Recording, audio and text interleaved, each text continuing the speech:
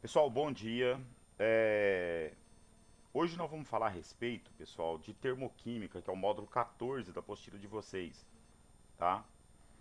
É, Na termoquímica, a gente vai estudar aqueles calores absorvidos ou liberados durante uma reação química, tá? Lá na física, vocês viram falar no calor latente. O calor latente é aquele calor liberado por grama de substância. Aqui a gente vai trabalhar com um mol de substância que se chama entalpia, tá? Então o calor, ele pode ser liberado ou ele pode ser absorvido. Quando o calor é absorvido, como por exemplo aqui quando eu asso uma carne, ela está absorvendo o calor para quebrar as proteínas. Eu chamo isso de endotérmico. O processo exotérmico é quando libera calor. Por exemplo, qualquer tipo de queima, combustão, é um processo exotérmico. Aqui a gente vai calcular a entalpia, tá? A entalpia não tem como você calcular a entalpia individual, mas sim a variação dela, onde eu vou pegar a entalpia final, que é do produto da reação, menos a entalpia inicial, que é o que tem nos reagentes da reação, tá? Aqui eu coloquei um esqueminha para fazer uma comparação entre os dois, fica mais fácil para a gente compreender isso aqui. Por exemplo, processo endotérmico. Ocorre uma absorção de calor e a energia final vai ser maior do que a inicial. Você está absorvendo, a final vai ser maior que a inicial. Então, como o valor positivo é maior, ele fica sempre com ΔH positivo. Olha aqui, ó. Equação termoquímica do tipo endotérmica, ΔH positivo. Na exotérmica, vai ocorrer com uma liberação de calor. Então, se está ocorrendo uma liberação de calor, tá? A gente diz aqui que a energia final vai ser menor que a inicial. Como esse valor vai ser sempre maior que esse, que é o que tem no reagente, ele liberou, ficou menor no final. Então vai ficar sempre negativo. Quando aparecer o ΔH negativo, eu tenho um processo exotérmico. ΔH positivo, o processo é endotérmico. Agora, quando não tiver o ΔH, estiver somando no meio das equações ou subtraindo. Por exemplo, olha a leitura disso. Ó. Quando está somando no produto, é endotérmico. Quando soma no reagente, é exotérmico. Que olha bem, ó. Hidrogênio mais oxigênio formando água mais calor que está sendo liberado. Entendeu? Se tiver negativo, é só mudar para o outro lado da igualdade. Isso aqui é uma igualdade. Certo? Aqui, olha a leitura disso. Ó. Água mais calor que está sendo absorvido vai formar isso. Então, se tiver desse lado, eu passo para lá e eu vejo que ela é endo. Tá bom? É importante saber identificar olhando para a equação, tá? Agora aqui, moçada, no caso do em um gráfico, quando o processo é exotérmico, sempre começa com um calor maior, termina com menor, porque liberou. Então a seta sempre é virada para baixo. Nesse caso, ΔH negativo, certo? No, no endotérmico, ao contrário, começa com valor menor, termina com maior, porque está absorvendo. Então, seta virada para cima no gráfico e sempre ΔH positivo. Alguns fatores que vão influenciar na entalpia das reações. Primeiro, estado físico dos produtos, tá? O estado físico do produto influencia bastante. Por exemplo, ó, se eu comparar água, vapor, líquida e sólida, observe que os valores não são iguais. O que acontece? Para o vapor se tornar líquido, vai ter que perder mais calor. Então, o valor exotérmico, o sinal só é para indicar que é exo, tá? Quantidade de calor liberado é maior. Aí, para se tornar sólido, libera mais calor ainda, certo? Por isso que os valores não são iguais. Então eu tenho que me tocar ao estado físico, que isso faz muita diferença aqui, tá? Esses gráficos aqui não vai fazer muita diferença. Eu vou mandar esses slides para vocês, tá?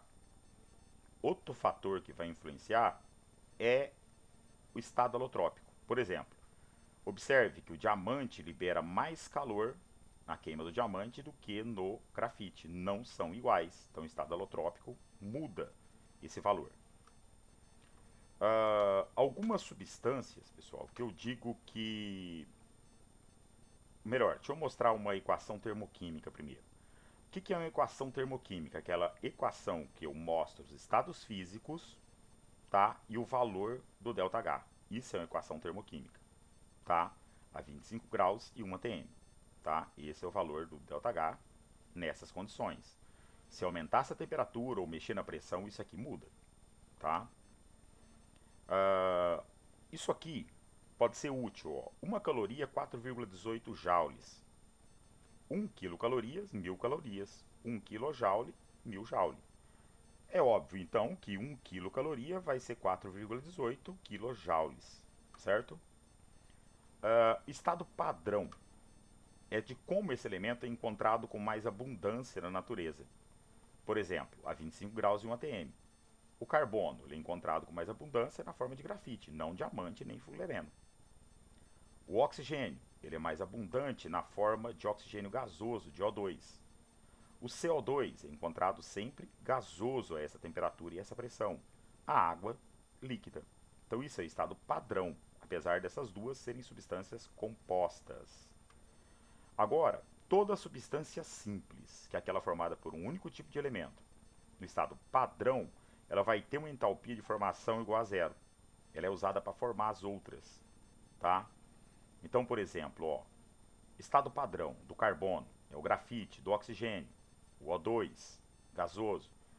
O fósforo vermelho é o estado padrão do fósforo, enxofre rômbico é o estado padrão. O N2 gasoso é o estado padrão do nitrogênio. A prata sólida é o estado padrão. O hidrogênio gasoso é o estado padrão. Quem vai aparecer muito é o O2. Ele aparece nas equações de combustão, a gente vai usar ele muito. O calor de formação, pessoal, é o calor necessário para formar um mol de substância. Olha um exemplo, ó. O calor necessário para formar um mol de água líquida é de menos 286 kJ, tá? Observe que sempre parte de substâncias simples no estado padrão, tá? Olhe bem, ó. Então, esse é o calor liberado para formar amônio. A gente pode calcular a variação da entalpia usando essas entalpias de formação, usando essa equaçãozinha, onde eu tenho que variação da entalpia do produto menos entalpia do reagente. Então, olhe bem. O que é entalpia de combustão? É energia liberada na queima de um mol de substância. Olha um exemplo. Um mol de hidrogênio libera isso, que nada mais é do que a formação da água, né? Um mol de carbono, grafite, libera isso, que nada mais é do que a formação do CO2 também, que estão no estado padrão, 0 e 0. Aqui outro exemplo, ó. Para queimar um mol de butano, eu libero 2.876 kJ. Por isso que a gente usa ele em fogões. Libera muito calor, tá? Um exemplo, pessoal, de como calcular, tá? Por exemplo, ó, eu te dei a entalpia de formação da água, do CO2 e do butano. Eu vou pegar aqui o valor da formação do butano, que é um reagente, menos 126, te dei o valor, os valores serão dados sempre. Substância simples no estado padrão é zero, tá? Então, isso mais zero, 126. Agora eu venho aqui para o reagente. Desculpa, para o produto. 4 vezes, por quê? São 4 CO2, o valor de CO2 vai dar 1.572, negativo. 5 vezes o valor da formação da água, que vai dar menos 1.430. Subtraindo esses dois caras aqui, tá? Eu pegar 1.500. Então isso aqui vai dar 302 kJ, né? Isso aqui vai dar 302 kJ. 302 não, vai dar 300. 302, eu pus um zero a mais, hein, moçada. Pois arruma aí, eu vou arrumar para mandar o slide para vocês, tá? É 302 kJ aqui, tá? Então 126, tá? Menos 302, ó, 302, porque menos com menos dá mais, então 302, tá? Menos, deixa eu fazer esse cálculo direito aí, tô achando estranho isso aí, ó, 1572 menos 1430. Jesus. Ah, vai somar. Vai dar 3002, tá certo. Vai somar porque os dois são negativos. Oi, lambança. Eu que tô fazendo lambança aqui. Então eu vou pegar aqui sinal trocado, tiro um do outro, dá o sinal do maior. Então eu tenho 2.876 kJ por mol. Tá calculado. Viram? Então vou pegar produto menos reagente. Cuidado com os sinais, faz passo a passo. Senão esse joguinho de sinal vai te fazer lambança aqui. Vamos falar da lei de Hess. A lei de Hess é um processo onde a gente faz soma de equações químicas para chegar no valor do ΔH. Tá? O Henry Hess, esse cara observou que as reações químicas só dependem do estado inicial e final. Não depende dos estágios intermediários. Então vocês vão ver que eu vou cortar os estágios intermediários das reações, tá? Então vamos ver um exemplo, ó. Mas antes de mais nada, isso aqui é fundamental para calcular a lei de Hess. Então primeira coisa, as equações químicas, as equações termoquímicas devem ser ajustadas para a soma resultar numa equação global. Se invertermos uma equação, o sinal ΔH tem que ser trocado. Certo? Lembra que eu falei que se num sentido ela é eixo, no sentido contrário ela é endo. Então, isso vai influenciar bastante se eu inverter a equação. Qualquer ação que eu fizer com uma das equações, por exemplo, se eu vim aqui multiplicar essa equação, esse componente por 2, todos serão multiplicados por 2. Se eu pegar esse cara, passar para cá, esses dois passar para cá, estou invertendo. Eu inverto o sinal, fica positivo. Certo? Então eu preciso ajeitar essas três equações para chegar nessa equação global. Aí a soma dos ΔHs me dá a variação da entalpia. Eu tenho um exemplo aqui melhor, ó. A queima do etano, tá? Do eteno, quer dizer, que é um gás, metileno, um gás usado para amadurecer frutos, por exemplo. Então você pega aqui, eu não vou olhar no cara que repete muito, ó. Observe que o O2 tem na equação 2 e na 3. Observe que nesse exemplo, o F2 repete também. Então eu não mexo com quem repete. Mexe com os outros que no fim ele dá certo. Então, por exemplo, eu preciso ter um C2H2 aqui no primeiro membro da equação química. Eu tenho. Ela está do jeitinho que eu quero para chegar nessa. Então eu vou manter a primeira equação. Agora, eu não mexo com esse cara. Eu venho aqui. Eu preciso de 2 CO2 aqui no produto. Eu tenho CO2 aqui no reagente da equação 2. Um só. Então eu vou inverter ela e multiplicar por 2. Certo? Vou passar esse cara para cá e esses caras para cá, inverter o sinal e multiplicar todo mundo por 2. Tá? Inclusive o valor do ΔH.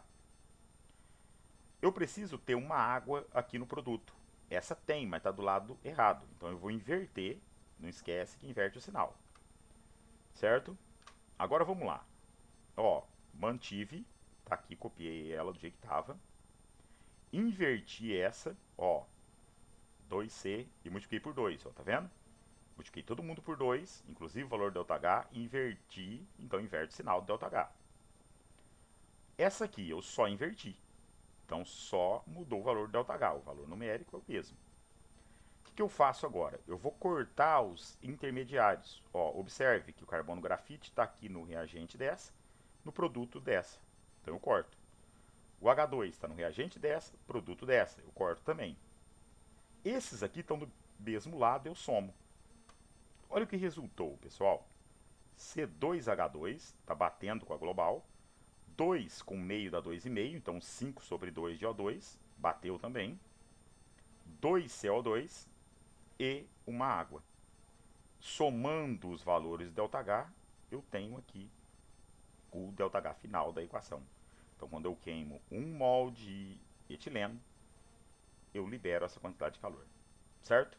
Criançada, eu vou enviar uns vídeos curtos com resolução das questões dos módulos 14, 15, 16, porque tá difícil para enviar vídeos grandes aqui. Então eu vou fazer uns vídeos pequenos para a gente fazendo isso, tá? Então valeu, moçada, até mais, um abração, já estou enviando o vídeo e os vídeos de resolução, tá?